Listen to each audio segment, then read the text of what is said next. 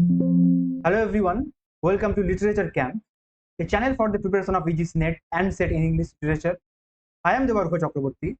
Today, in this class, I shall be discussing the Unit 6 of UGC NET syllabus, that is English in India.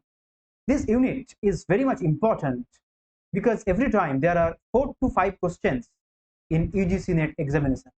So we should read this unit very carefully. So today I am going to discuss a brief history of English in India. Then I shall be discussing the Charter Act of 1813. So let's start the class. First of all, if we go back to history, we will see in 1498 what happened. It is Vasco da Gama who discovered the sea path to India. So in 1498, Vasco da Gama discovered the sea path to India. I hope you'll write down the points I'm making. Then in 1579, Thomas Stephens is the first Englishman who visited India for the first time. So let me write it down. Thomas Stephens is the first Englishman who visited India. So this is very much important point. What is his name? Thomas Stephens, right? Next, in 1600, this year is very much significant. In 1600, Queen Elizabeth I signed a charter granting permission to East India Company to trade in India. This is very much important. So Queen Elizabeth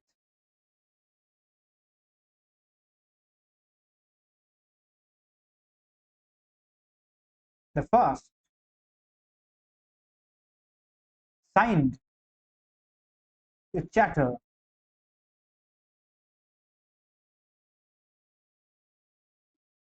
granting permission to East India Company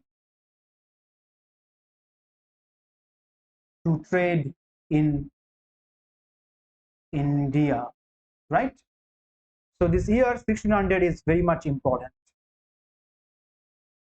Now in 1757, everybody knows Battle of Plassey. But after this Battle of Plassey, East India Company got a freedom to trade in India without any hindrance, right? So this 1757 and after 1757 becomes very significant because East India Company, they got a freedom to trade in India without any hindrance, right?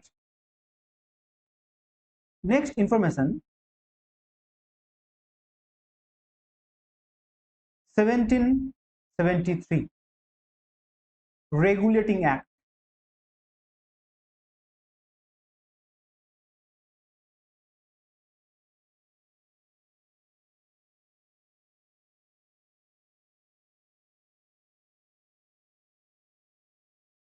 So what happened in 1773? It is the beginning of British administration in India. Let me write it for you.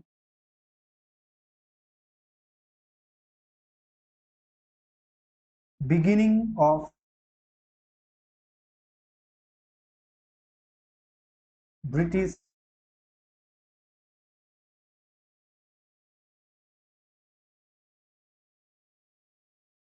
in India, 1773, right? Now, there is a person whose name is Warren Hastings.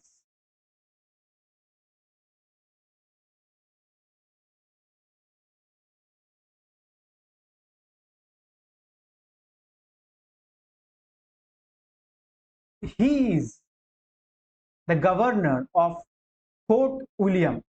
He is the governor of Fort William, and he is the second founder of British Empire in India. I hope you'll write down all the points. He is the governor of Fort William and the second founder of British Empire in India. He founded two colleges, right?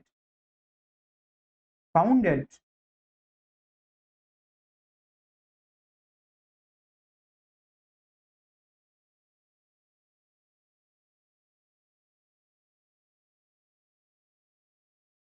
Calcutta Madrasa in 1781 and Benares Sanskrit College in 1791. Benares Sanskrit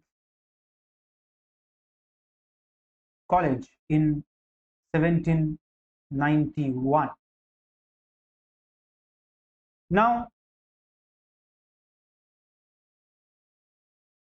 there is another person whose name is Charles Grant. Who is he?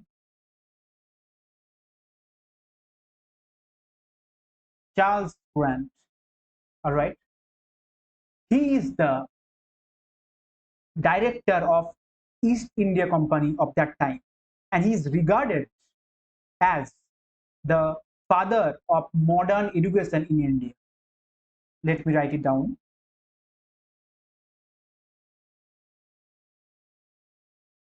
Director of East India Company and father of modern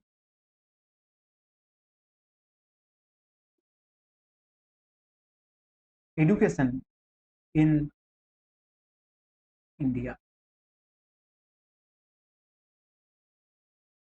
Charles Grant wrote a book titled Observations.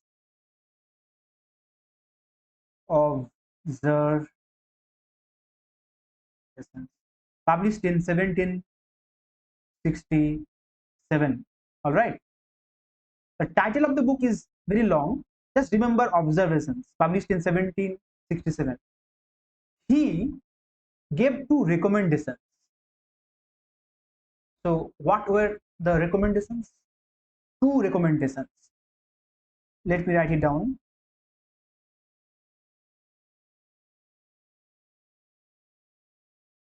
Recommendations. Number one, he recommended the English education in India. This is number one. And secondly, to make English as the official language, the language of the government. So these are the two recommendations of Charles Grant, but these are only recommendations, not the implementations. So number 1 point, he recommended English education in India. This is number 1. And secondly, to make English as the official language.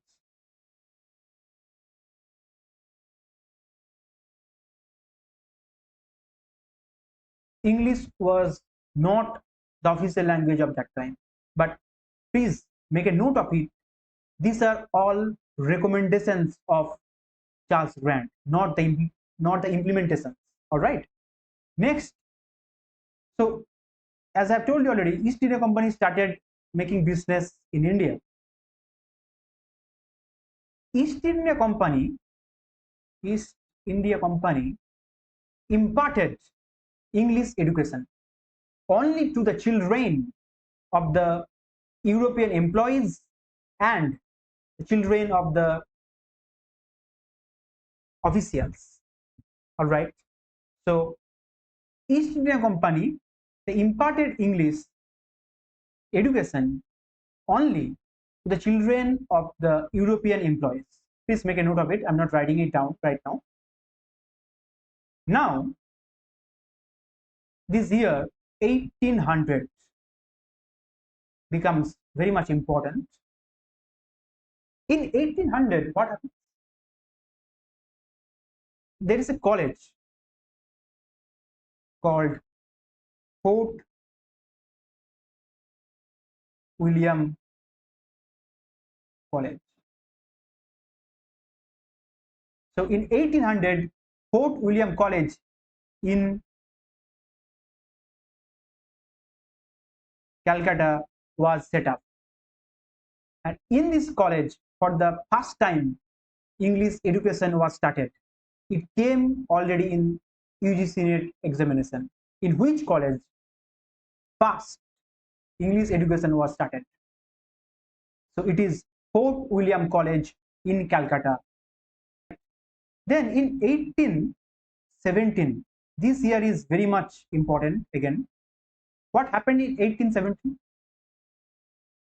In 1817, Hindu College in Calcutta was established.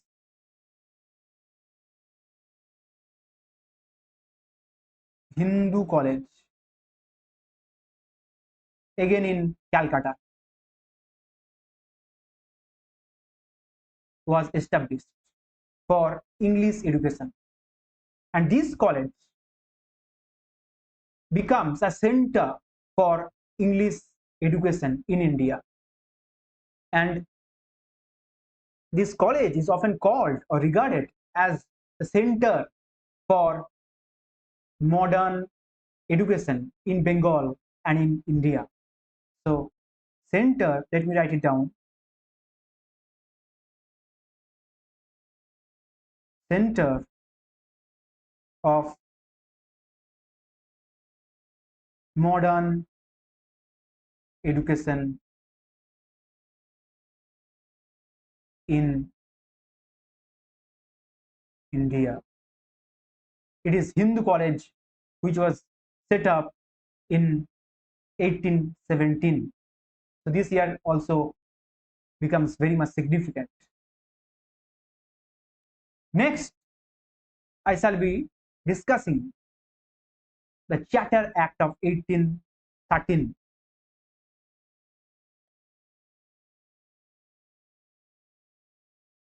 Charter Act. First of all, we need to know that there are 5 Charter Acts.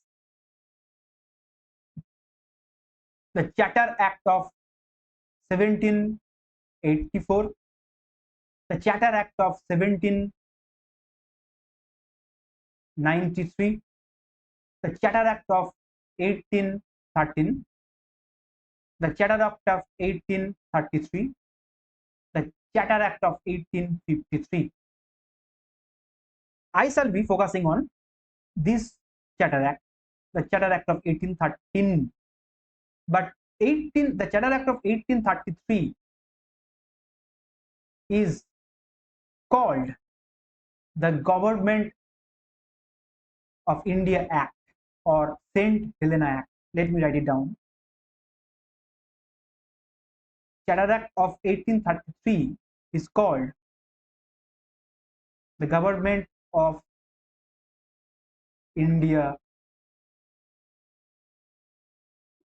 Act or St. Helena Act. All right.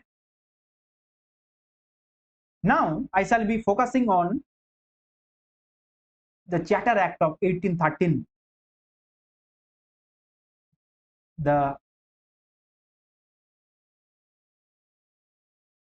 Charter Act of 1813. All right. The first information that we need to know, who was the Governor General of that time? It is Lord Minto. Lord Minto was the Governor General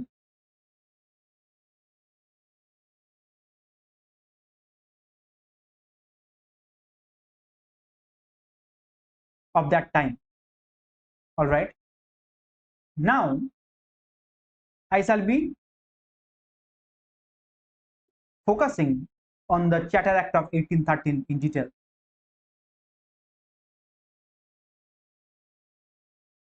What were the purposes?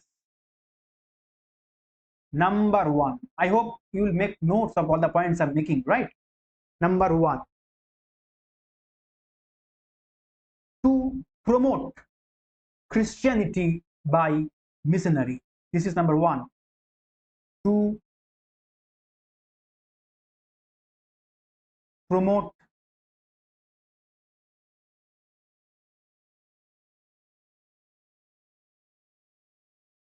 Christianity by missionary. So that is their first purpose, to promote Christianity by missionary. This is number one. Second point, to invest 1 lakh rupees each year for the improvement of literature of India. To invest 1 lakh rupees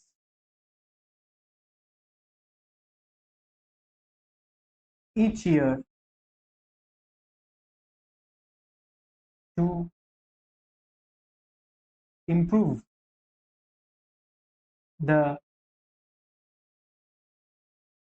literature of India.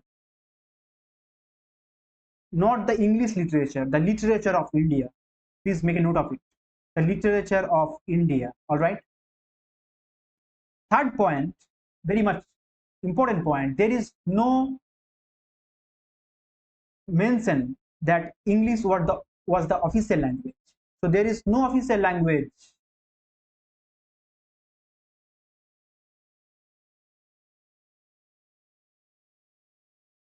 There is no official language, right?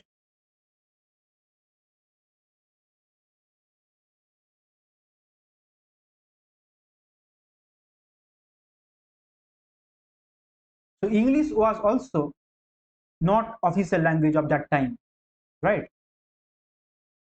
Number four, again, which I have hinted, to improve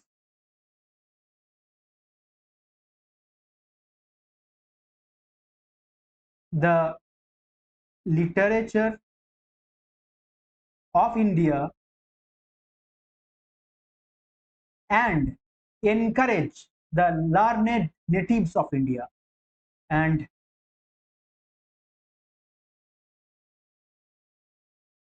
encourage the learned natives of India. This is also a very important point, right? Next point, point number 5, the monopoly of East India Company over India came to an end. Let me write it down. The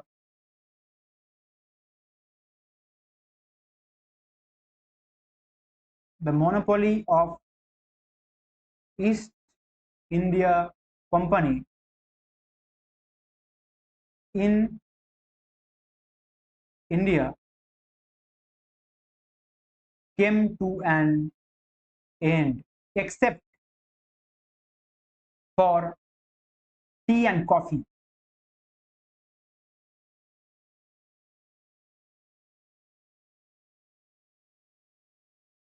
For not coffee, I'm sorry, it is opium. Tea and opium. Tea and opium. So this is again very much important point. It asserted the crown's sovereignty over British India. Let me write it down. It asserted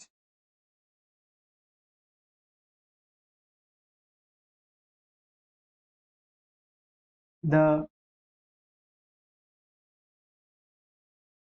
crown's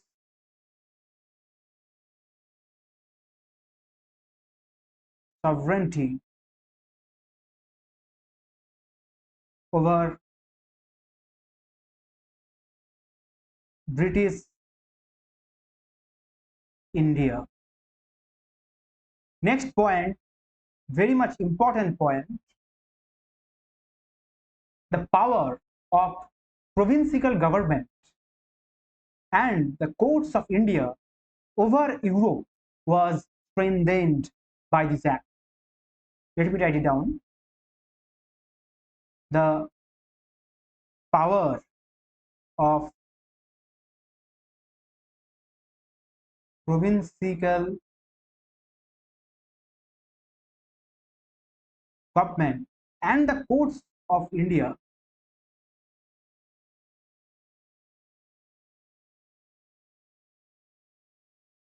over Europe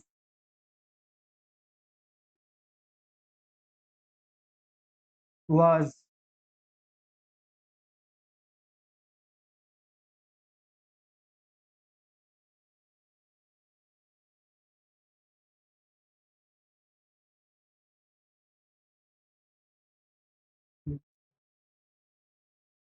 strengthened. So it was the last point, all right, by this act. By the act. I hope you have written all the points. So these are all important points. So what they have emphasized, if I make a point, their purpose is very clear: to promote Christianity by missionary. This is number one. Second point, to invest 1 lakh rupees each year. All right, this is number two. Thirdly, there is no official language. Definitely, English was not the official language of that time. There were many classical languages. For instance, in India, it is Sanskrit, Persian, then Arabic, right? But English was not the official language of that time as well. Please make a note of it. Next point, to improve the literature of India, not English literature, the literature of India, and encourage the learned natives of India. Next point, the monopoly of East India Company in India came to an end, except for tea and opium and with China. Next point, it asserted the crown's sovereignty over British in India. All right. And the final point is the power of provincial government and the courts of India was strengthened by this act. So they have emphasized, they have given more power to the provincial government of India and the courts of India over Europe. All right. So these are the important points. I hope you have written down on the points. So this is all about today's class. In my next class, I shall be discussing Macaulay's Minute, Hunter Commission, Wood Dispatch, University Act in detail. And if you are new to my channel, let me tell you, I have created this channel for the preparation of UGC NET and SET in English literature. If you have internet pack, you can simply watch the classes as you have watched today's class. Thanks for your attention.